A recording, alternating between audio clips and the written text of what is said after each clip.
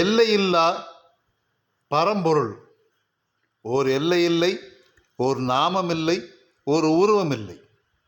அந்த எல்லையில்லா பரம்பொருளை வணங்குவது சிற்றறிவு கொண்ட மனிதனுக்கு சிரமமாக இருப்பதால் இறைவன் இறங்கி வந்து அரு உருவமாக காட்சி கொடுத்தார்.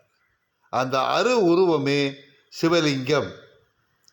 அடியிலே பிரம்மன், ஆவுடையாக திருமால், லிங்கமாக சிவபெருமான், மூவரும் இணைந்திருப்பதுதான் சிவலிங்கம். இது அருவத்துக்கும் உருவத்துக்கும் நடுவிலே இருக்கிற அரு உருவம். சிவலிங்க வழிபாடு தினமும் அவசியம். அர்ஜுனன் பாசுபதாஸ்திரம் வேண்டி சிவலோகம் போகும் முன்பு சிவலிங்க வழிபாடு செய்தான்.